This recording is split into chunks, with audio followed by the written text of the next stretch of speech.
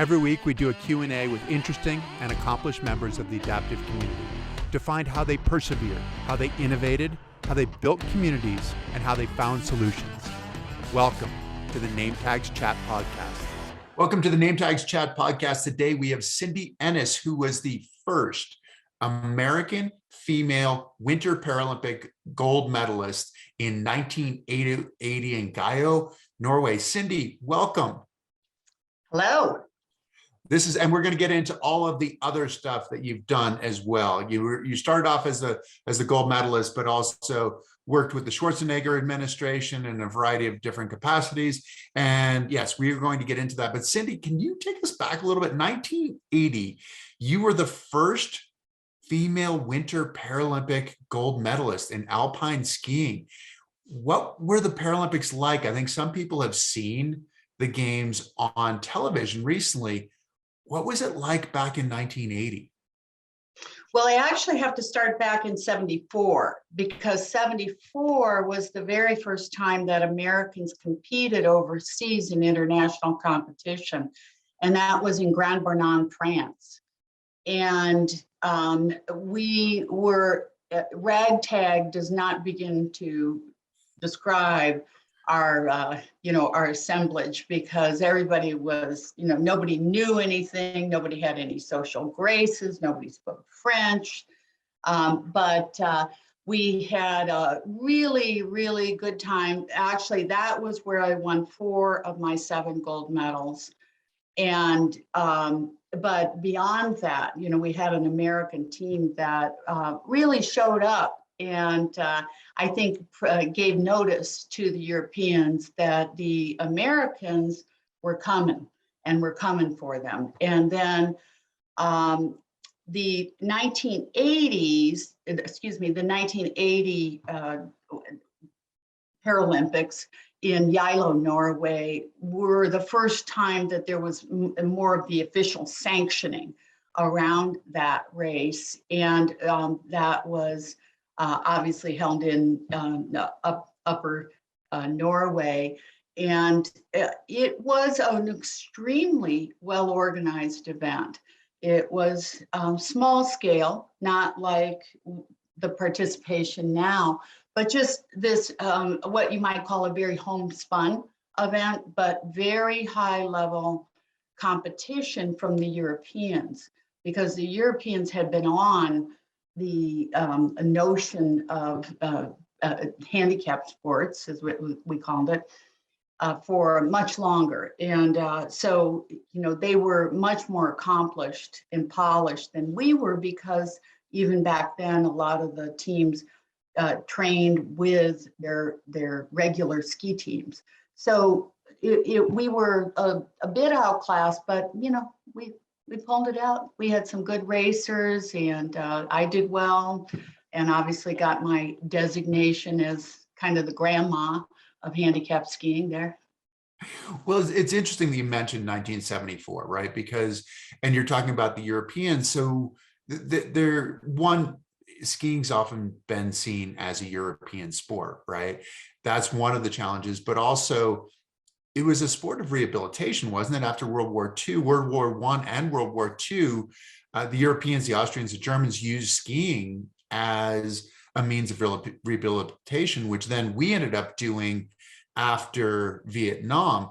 Who was on this team? Like, what was the makeup? Where did people come from on the American team? People came from all over. A number were Vietnam veterans and came out of the California program at Donner Ski Ranch, a number of them. And then we had folks come from Winter Park, Colorado, where there was a large handicap ski program there, and that had moved into some competition for certain folks under the tutelage of Coach Hal O'Leary. And then just kind of a sprinkling of folks from other states, but primarily it was Colorado and California, I would have said. Colorado and California. Now, I've heard some of the stories about sort of like the Vietnam vets coming and being, maybe at Loveland or something like that in Colorado, and this sort of pile of limbs, of prosthetic limbs at the base. How much of that is true, and how much of that permeated kind of the ethos of the group? It's 100% true. And was one of the very first recollections that I have of being with other people with disabilities, because when I became disabled, you didn't know anyone who had a disability. You didn't, people weren't out and about. But it is true that, when you were with the folks with disabilities back then, most of them were young men in their early 20s, mid 20s, who had been wounded in Vietnam. And then, of course, a sprinkling of other folks like me. But I mean, these guys were out for having fun. And when you would go into the room where they were getting ready to go skiing, you would see just legs parked, one by one along the wall. And there was a sign above them that said, "Gone skiing." And to me, if I have an image of how, of what fun we have and what fun we still have, that would be that image. It's that notion that, yeah, I need this for getting around, but man, it doesn't help me skiing. And I'm out there and man, I'm just having some fun. So it is all true. Which is interesting. So you went from being completely alone, feeling like you were alone. I mean, a lot of people with disabilities felt like they were alone, that they were isolated, that they were shut in. And suddenly you're part of a group, but not only are you part of a group, you're part of a group with a bit of an attitude. How much did that define who you were as people and defining your space within skiing too? Chris, that is a very insightful question. I'm serious, because, I think what's hard for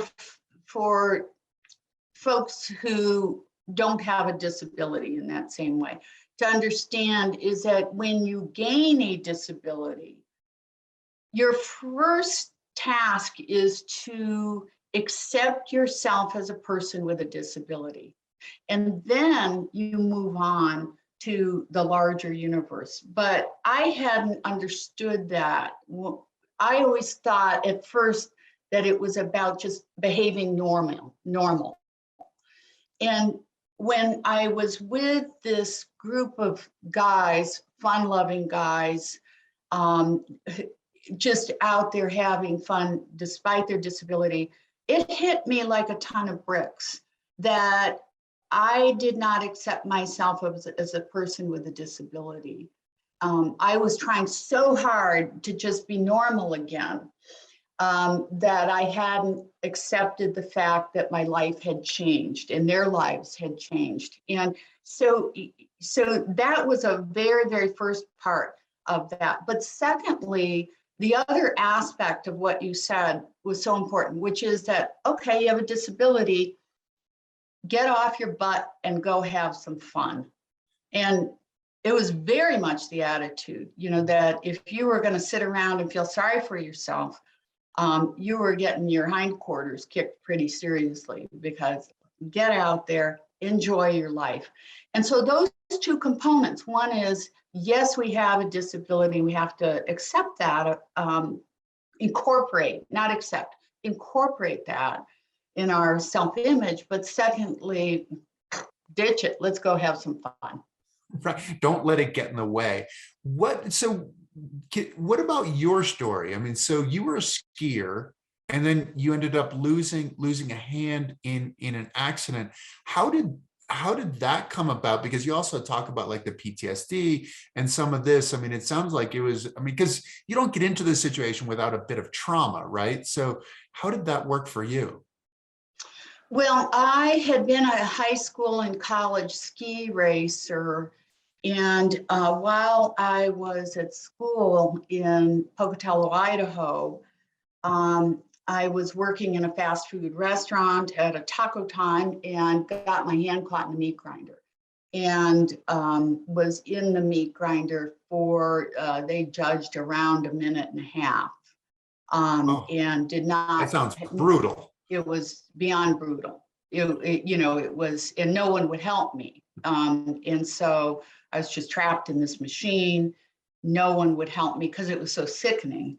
Yeah. And finally, I was able to turn off the machine, and they called a volunteer. You called the volunteer fire department because it was a smallish town, and they tried to pull my arm out of the machine, and of course, I was completely enmeshed. And so I started bleeding, and then we get to the hospital, and there's no doctor in the hospital, and he's at a dinner. It's a Saturday night, and so I waited an hour for the doctor to come, wearing the machine on my arm.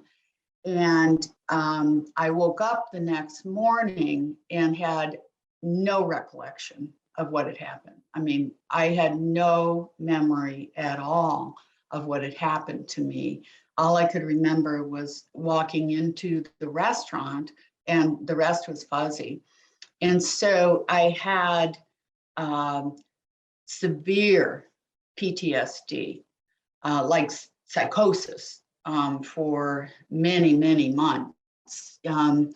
And gradually improved to where I could remember what happened. But then, that whole notion of dealing with the images, it's still something I deal with, not every day, but I can't watch television, for example, for certain, excuse me, I watch lots of television, but I can't watch certain shows. I can't watch violence. I can't watch cuts and blood and things like that trigger. I mean, just like that, it's just like that. But, one of the things that I think is so important in having real PTSD, not like bad breakup PTSD, but like, when you talk to the guys who come back from war, what they've seen is, it's just untenable for the human mind in some way. And that's what you more would call PTSD.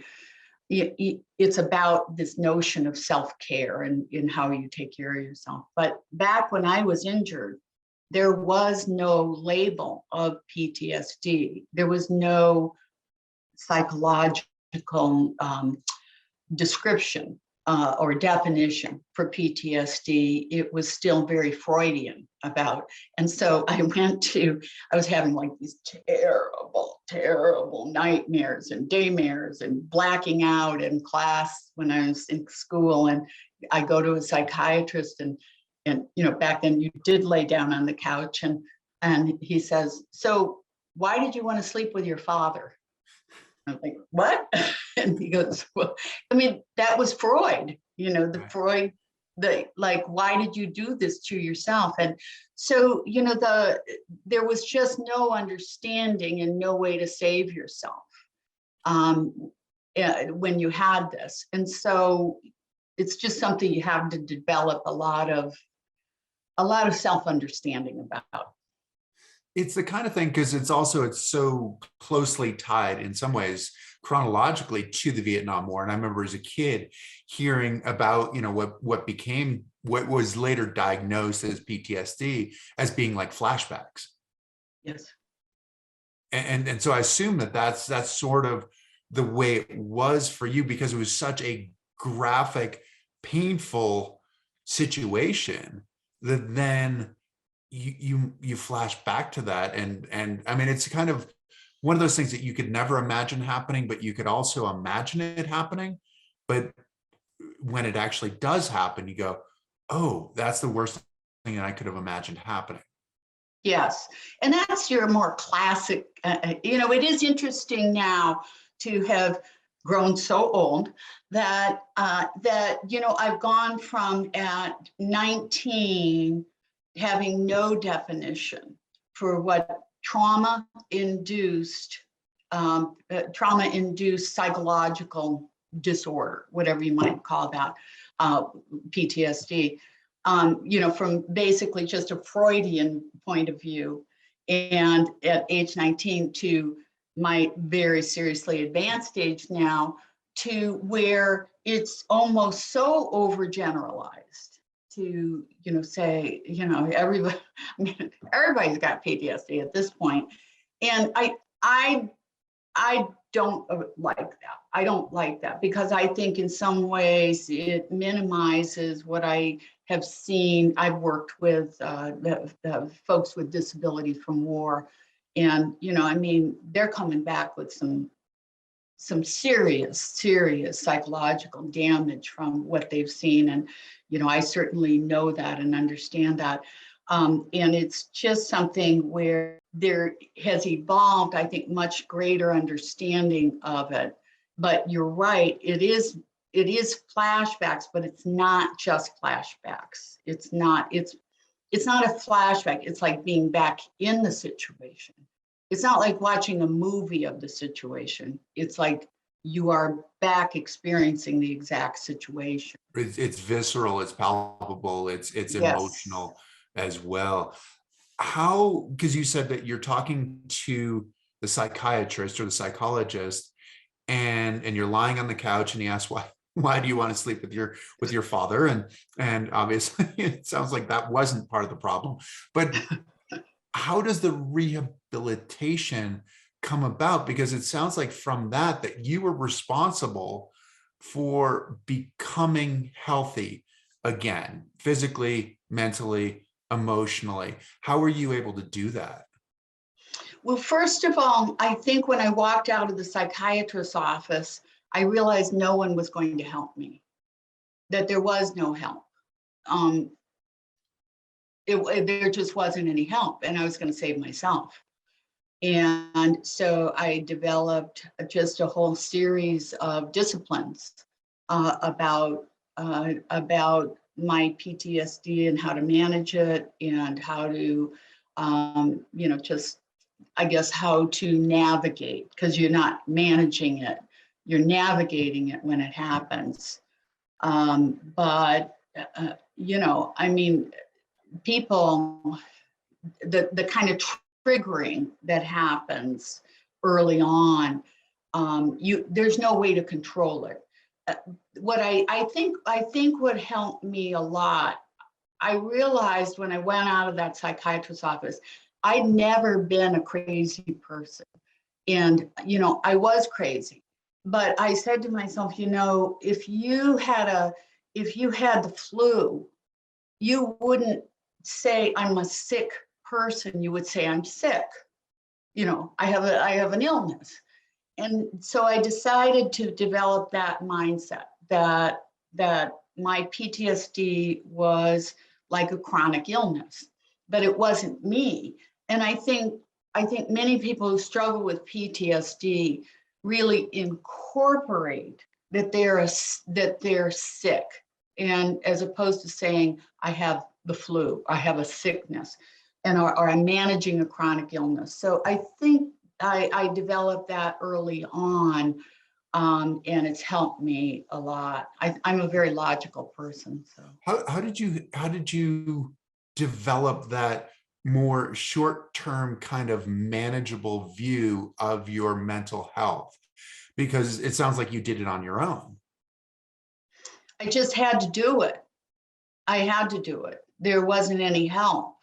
There was just there was nowhere to go. There was nothing, you couldn't go to a psychiatrist. You couldn't go, no one understood PTSD. I couldn't even tell somebody what had happened to me. I had amnesia. I couldn't even remember what had happened to me for almost 9 months. I'd have these vague things.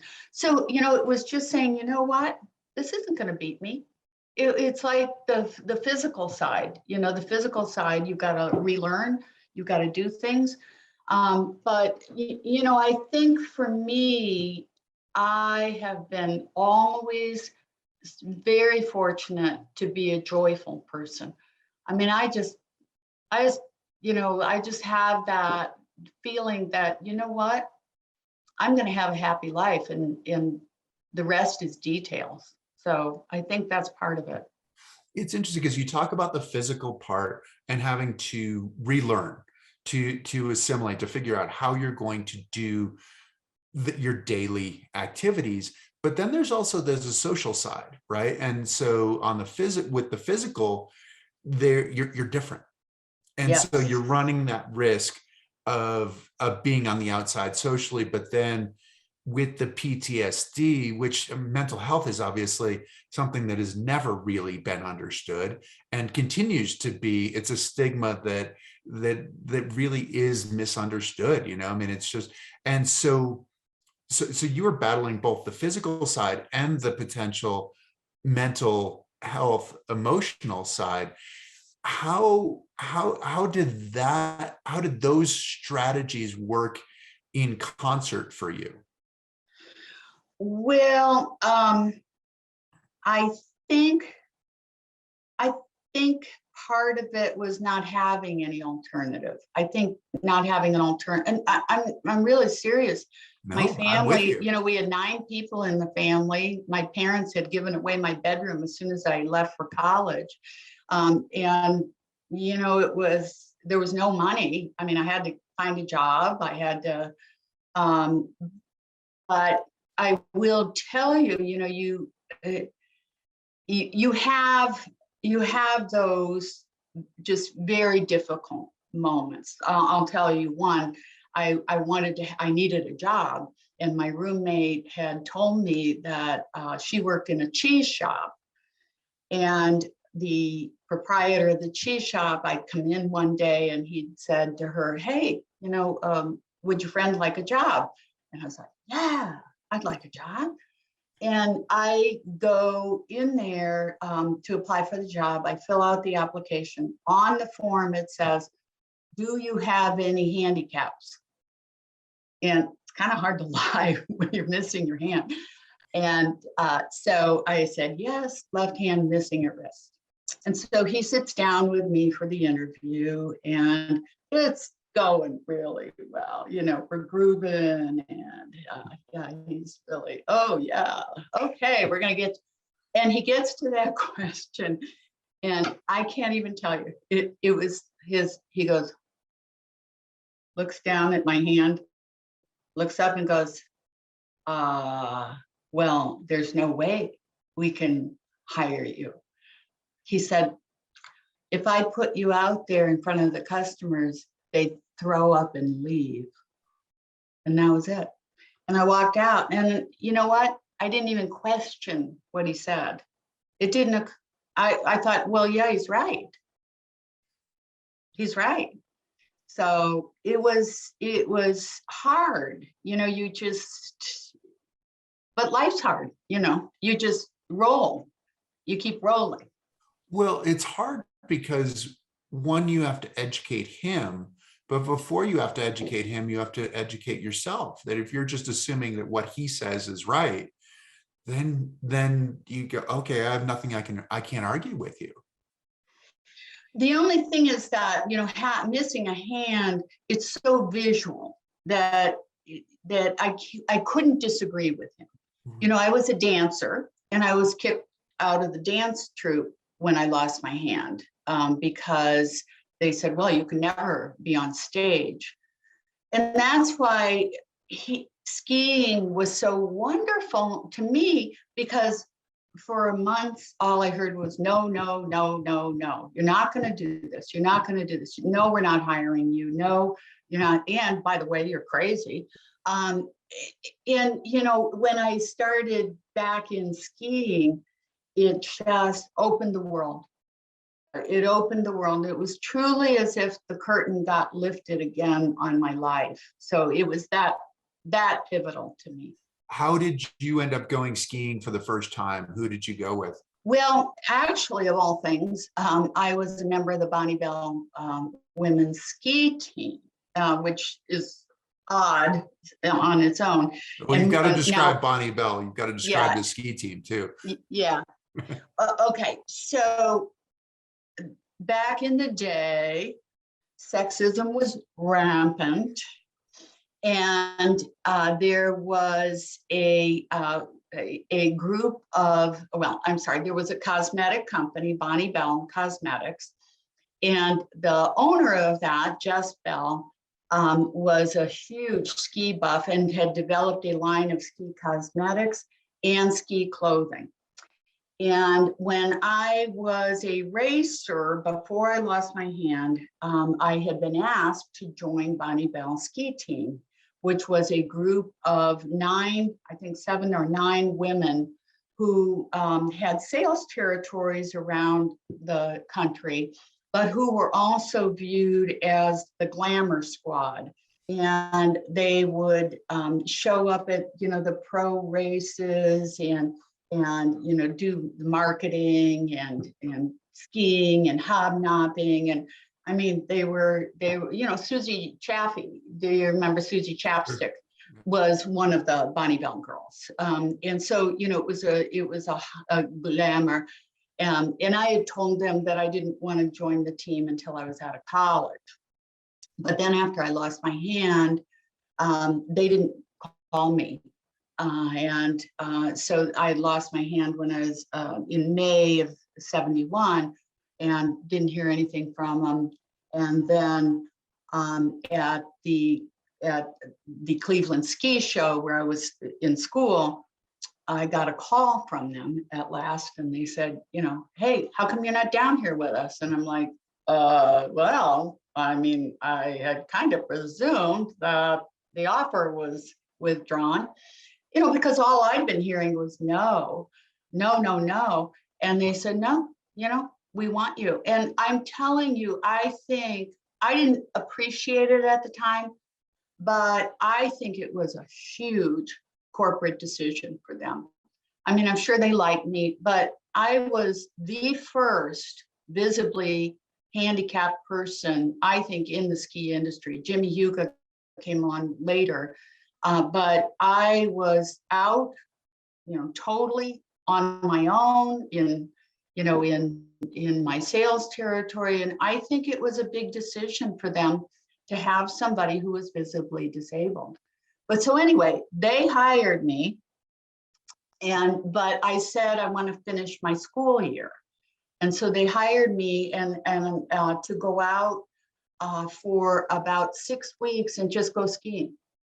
Just go to all the different sales territories around the country and go ski with the other ski team members. And so I ended up in Sun Valley for the handicap ski races that year, and met everyone then. And, I'd kind of come in as sort of, I'm going to be the glam girl, and, I'm kind of above this. And they decked me. I mean, they were like, we could care less about that. Get out there and move your butt skiing. Okay. So it was, very much I attribute it to Bonne Bell making that decision that they were going to have, break into the industry with the first disabled ski rep. Which is really interesting because you were there essentially as, I mean, you talk about the sexism and stuff like that. You were there as an attractive female skier. And so this is breaking some of those conceptions of like what is beautiful kind of thing. But you also, you had at risk, right? When you race these men, if they beat you, they got a kiss. Is that right? That's right. I was afraid like the circuits would like blow with that degree of sexism. So yes, but that's absolutely right. Yes, if it was only men were racing, and they would come down the NASTAR course, and if they beat my time, which not that many did, by the way, that they would get a kiss from the Bonne Bell girl, and it was, hey, well, anything for a buck. Well, think about that too. I mean, this is the one arm, the Bonne Bell woman who's missing an arm, missing a hand, right? And so it took that next step that like the guy in the cheese shop was not willing to do. Suddenly you were possibly just working in a cheese shop, but now you're a sex symbol in some ways, right? Well, yeah, that probably wasn't how I felt, but I was in that sense. I mean, I was one of the Bonne Bell ski team girls, we call them, it was again the highest job that a woman had in the ski industry at the time. So it was, again, I don't mean to say that if you were VP of something, Right. that's not a hire, but there really weren't women in those positions. But being a Bonne Bell ski team member was pretty much the highest level. And there were thousands of young women who were applying for it. So yeah, you were kind of a glamour girl. And super visible. Super visible. Yeah, super visible. Yeah, you had to, again, you had to, do you know the skier Billy Kidd? Sure. Yes. All right. When I went to the Cleveland ski show, and I was maybe 6 months into my disability, and they had called me and said, come down, and I was a mess. Man, I didn't remember what happened to me yet. I was not feeling attractive. And I'm sure that showed. And I had gone into the restroom, and Susie Chapstick was there. And she was standing at the mirror. And as I'm standing at the mirror near her, she looks over at me and she goes, I have no idea what they were thinking about hiring you. I can't even imagine that they would want to put you out there. I'm like, you're right. You're right, Susie. I don't know either. I have no idea why they want me out here.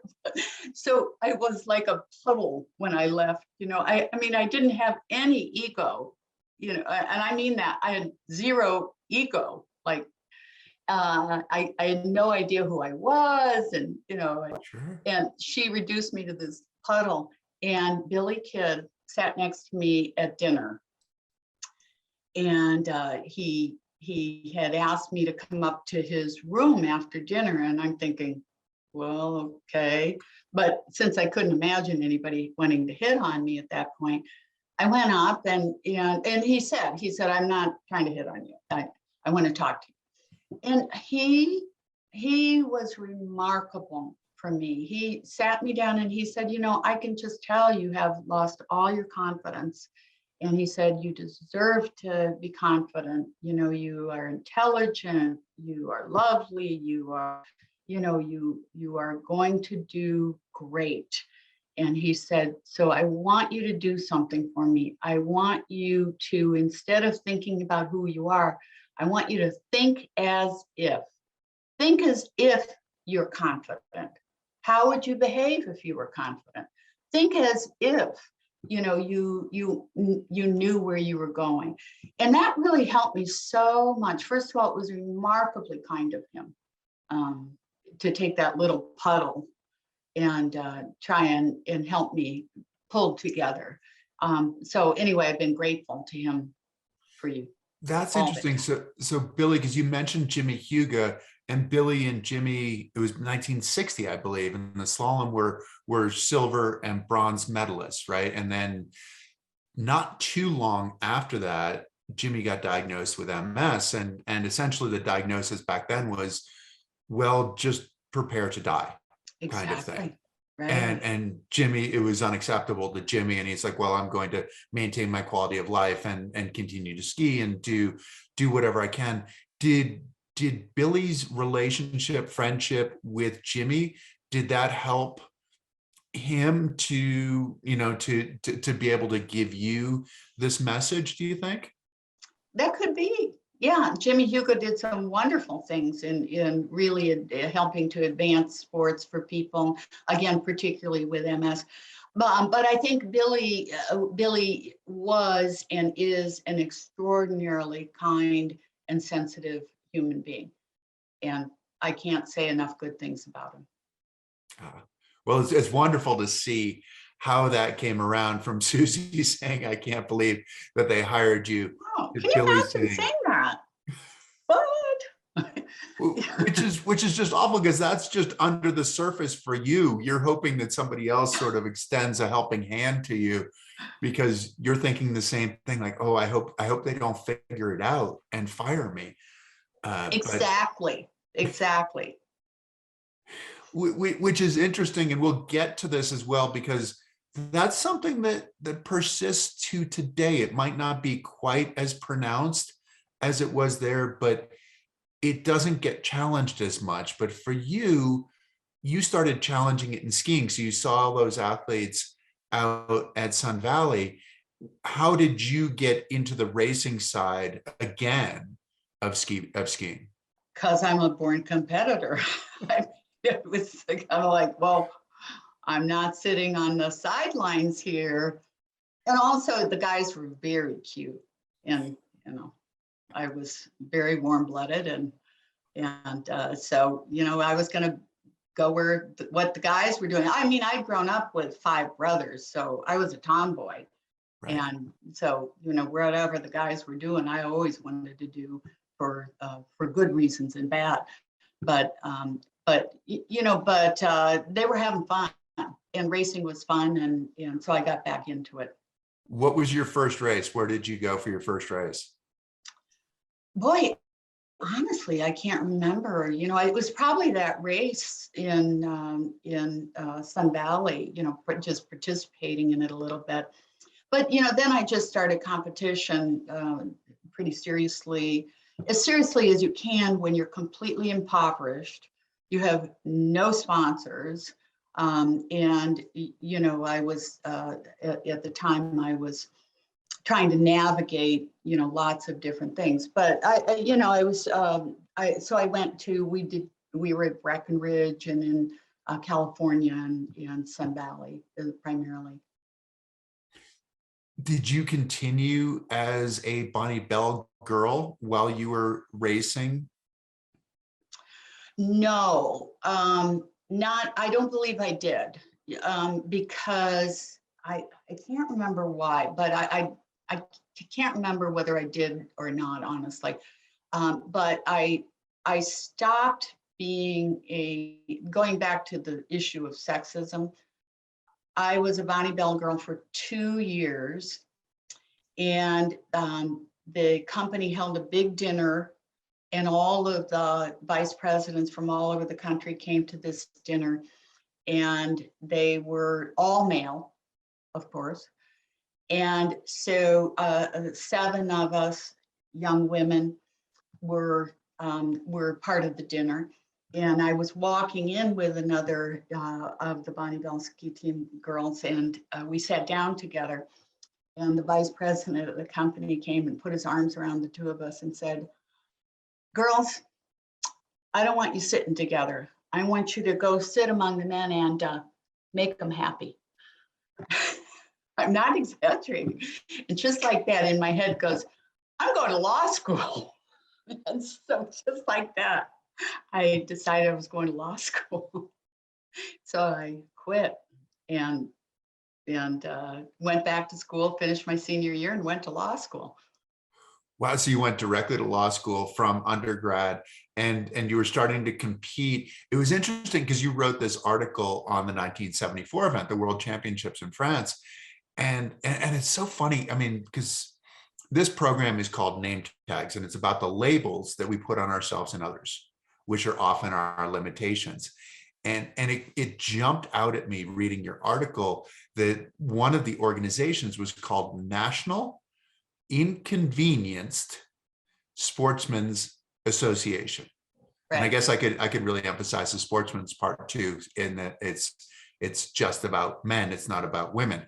But inconvenienced was the word that jumped out at me. And it's just like, I mean, sometimes it's like the labels that we put on ourselves and are sometimes so misleading. I mean, inconvenienced, I'm not sure exactly what that means. Well, and those labels, again, I think in the disability community, the labels really have no significance. They're almost kind of a joke, this or that, or, you're a gimp. And that's true in many subcultures. Sure. You have those kinds of names that you are comfortable with. We're allowed to say it, but not necessarily everybody else. Yeah, exactly. But, again, you were trying to start to figure out, how do I describe to the rest of the world who I want them, how I want them to see me. And I mean, as I said, I use the word handicap a lot, not because I'm completely insensitive, but because, that was the term. You were handicapped, handicapped, handicapped. Then they came up with inconvenience, which was a terrible word. And, and then, they've come up with disabled and many words, but Disabled, adaptive, inconvenience. Let me just ask a side question on inconvenience. Have you always been right-handed? yes, I was very fortunate. Okay, because that would be an inconvenience in some way. I mean, you've lost your left hand, but if you were left-handed, it'd be a greater inconvenience, I would imagine. But I think, we've all struggled with how to describe to the external world how we want to be seen. We all want to be seen as our ability first, our personhood first, and our disability second. And when you're in the disability community, in the athletic community, you're leading with your disability.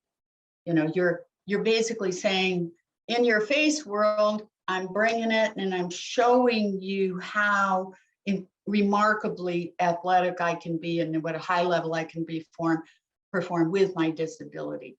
But I think what's hard is when you move past that and you move into where you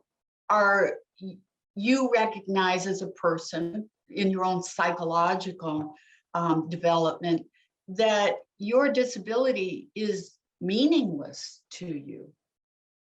I mean, yeah, I can't cut my knee, but in whatever else there, but it almost has no meaning to you. And so you struggle with, how do I tell you, world, that this means nothing to me? That this is not in any way who I am, that I'm this greater self. And I think the words are very hard to come by for that. You're the commentator, so you probably have much more experience with. In some ways, I mean, it's really interesting, right? Because this has nothing to do with who I am, but it also has everything to do with who I am. I'm a firm believer in the people who've had to confront the most challenging situations, the most trauma in their lives, are the people who have the most to teach us, because they've had to learn along the way. As you said earlier in this discussion, you have to find these strategies. You have to learn how to do what you need to do in order to be successful. But at the same time, you're not a product of your limitation. You're a product of your ability to adapt to whatever that situation is. And that's the human condition, right? The most successful humans are the ones who are able to adapt to a variety of different situations. And something that can be completely overwhelming for one person is not overwhelming for somebody else, and they find a way through it and to come out better on the other end. And I think that's in a lot of ways what we're talking about here, is trying to find a way to come out better on the other end, but have the opportunity to be perceived as better coming out of it, as opposed to just seeing the disability and seeing where you started in the beginning and not giving you any chance. You have said that beautifully, Chris, really beautifully. And I'll just highlight that by saying, when I was doing interviews for the Olympic and Paralympic Museum, they said, they were going through a series of questions, and I think you must have had to do the questions too, about the Olympic goals, like determination, I can't remember, teamwork, I can't remember what they all are. Then they had the Paralympic goals, I forgot what the word was. And one of those words was courage. And I said, I am sorry, but I have no reflection on this that relates to me or to anybody I know who is in sports as a person with a disability. It ain't about courage. It's about joy. It's about wanting to live the fullest life you've been given and sometimes given back. And it isn't, you know, courage might enable you to get there, resilience, determination, but courage isn't, you know, that's that patronizing word. Oh, you're so courageous. No, I'm not. I'm not courageous. I want a life. I want to have fun.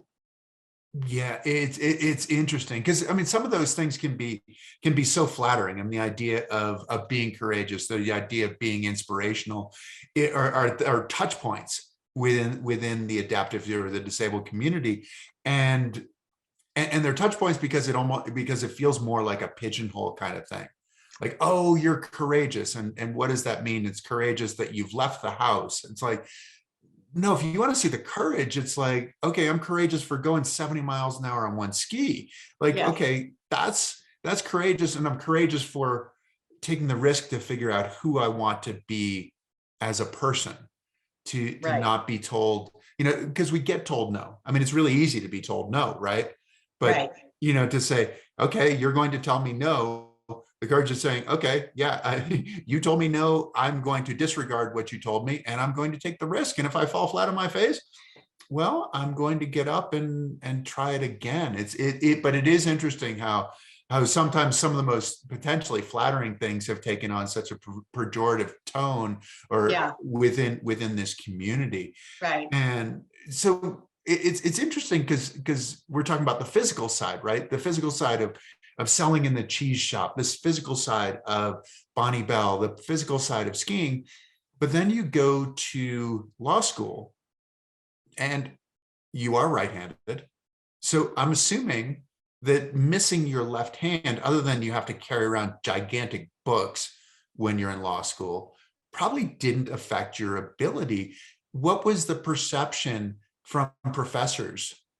Not in the slightest, you know, do Nothing. your homework.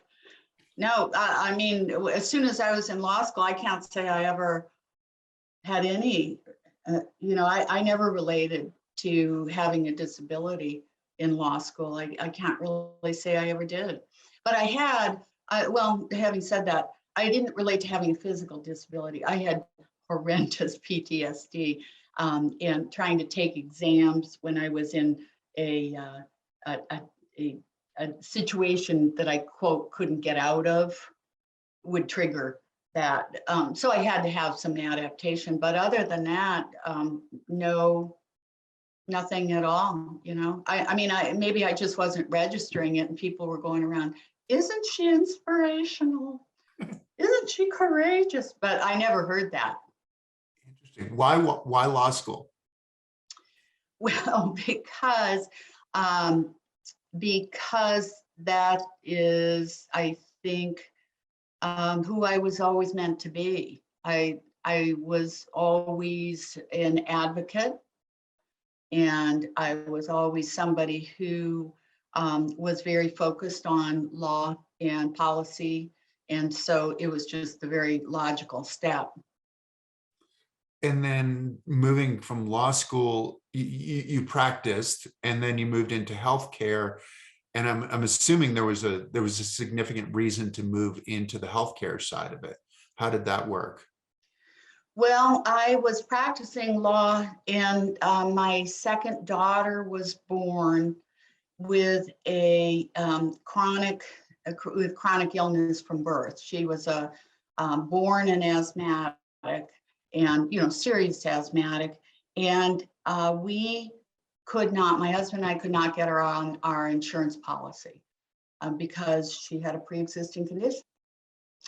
And I cannot tell you of all the moments in my life that have galvanized and tempered my resolve.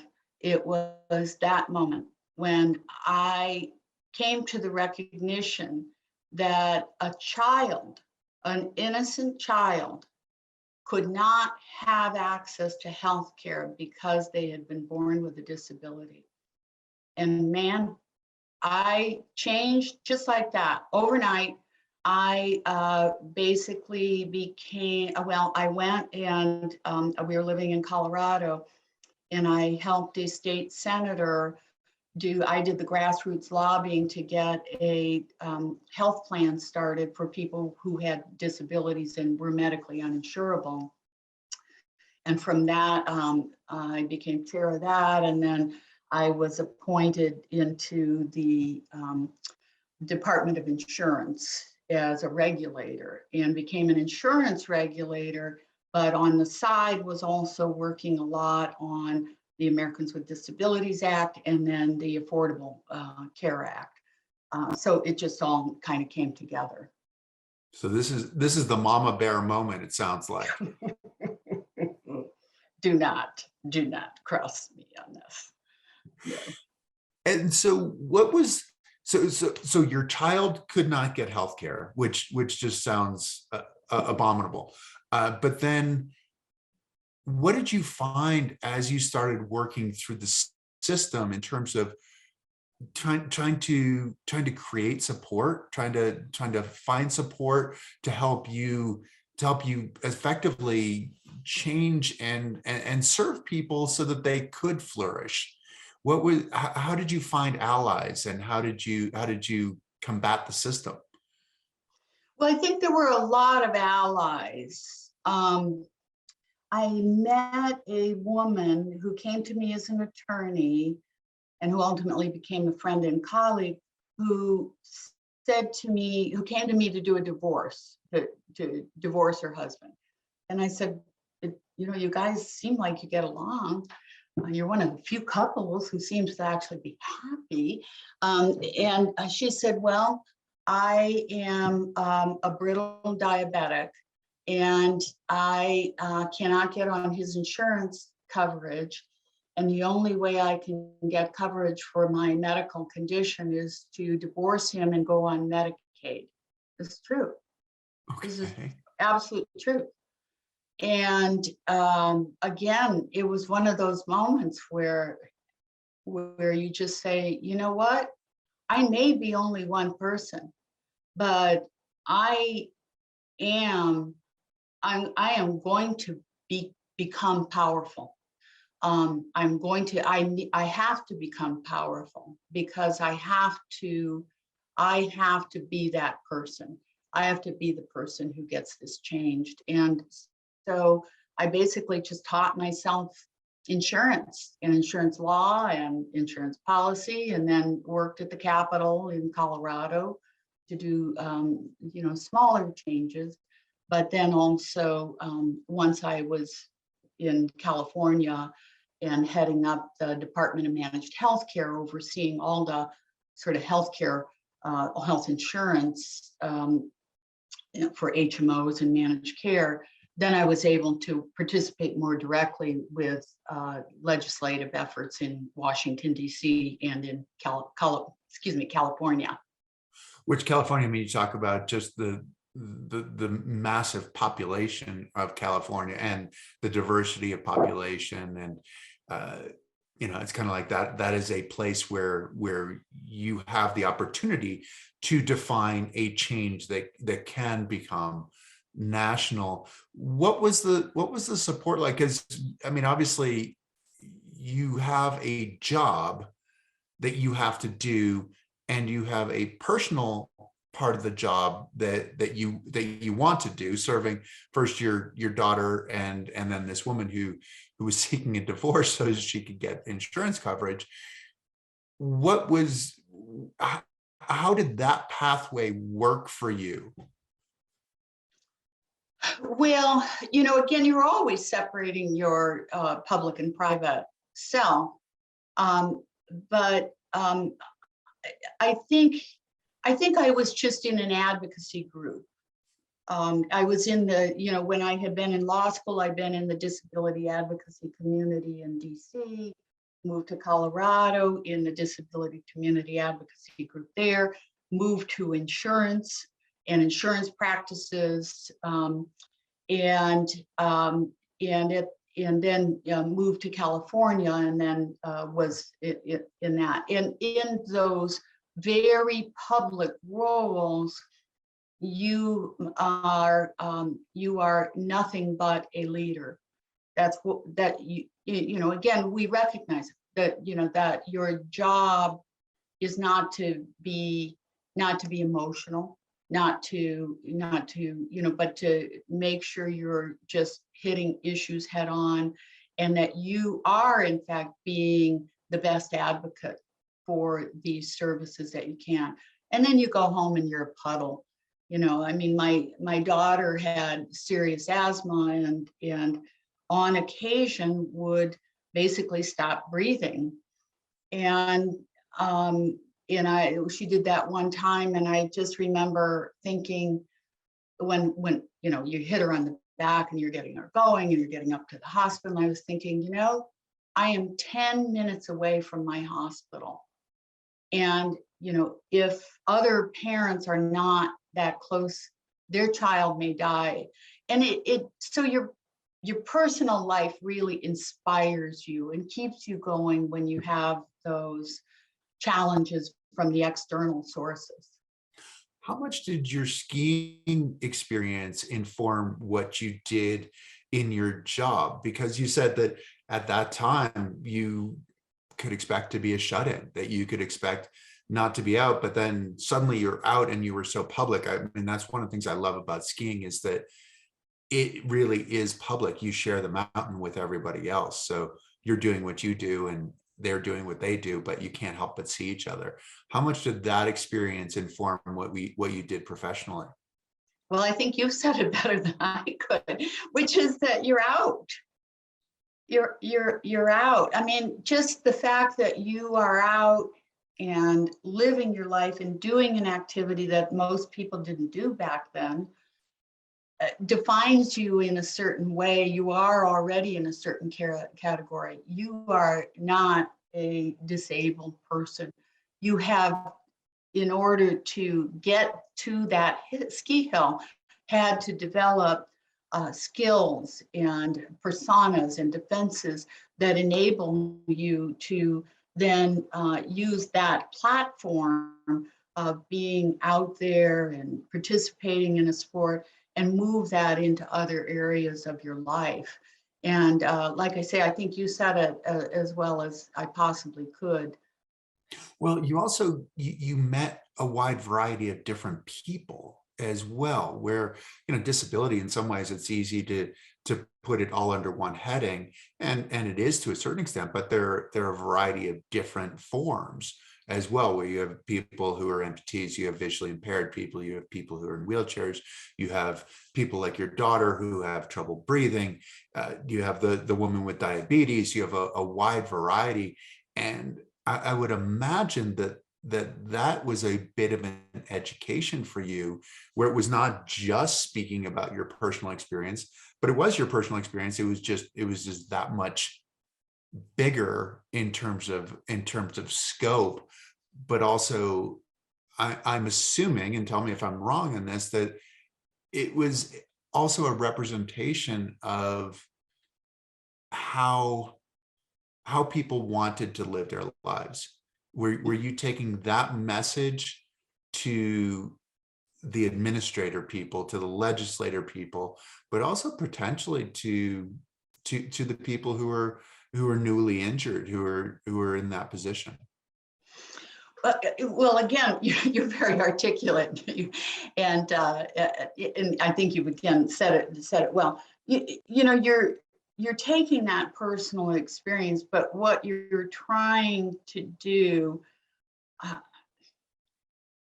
don't know how to say this. So I'm a lawyer. What I care about, I don't really, at the end of the day, care how you feel about your ability to discriminate against me. Okay, feel however you want to feel. I'm going to do everything I can to make sure it doesn't happen.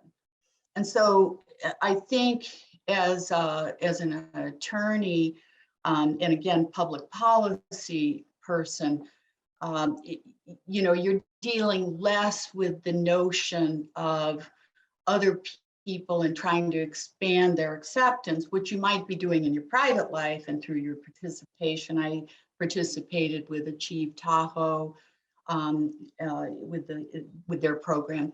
But more, you're saying, you know, these are the lines, folks, because I think sometimes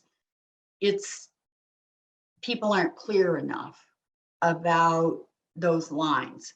And it's like this far, no farther, no further. And you know, we are going to, you know, I don't care if you don't think my daughter should get insurance. She's getting insurance. I don't care if you think that you should be able to rate up the insurance policy because somebody lost their leg. It ain't happening.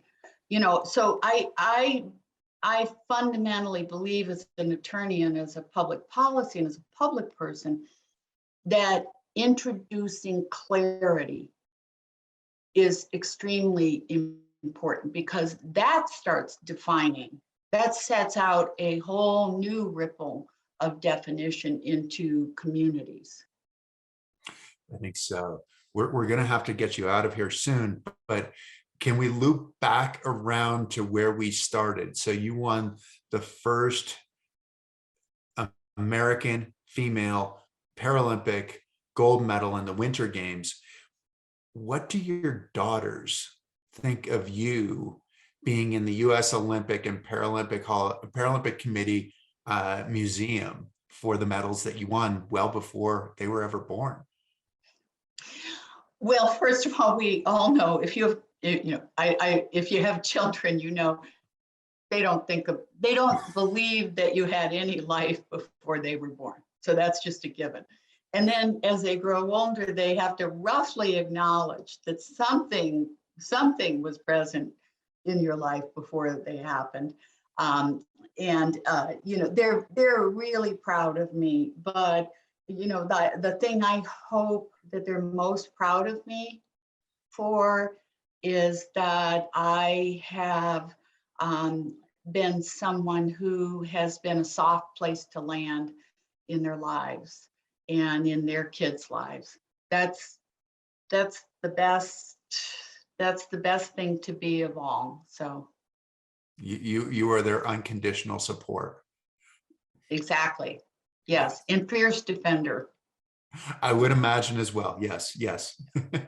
Fierce defender and unconditional support. Cindy, thank you so much for joining us. I really appreciate you telling us your story and for all the hard work that you've put in for so many people for so many years.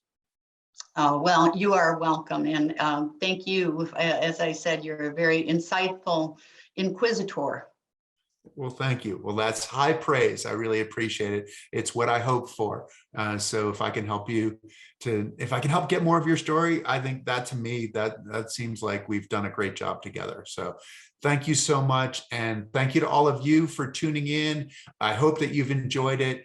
Again, the greatest gift that you can give us is to tell your friends, to say, hey, I watched this and I loved it. And please check it out.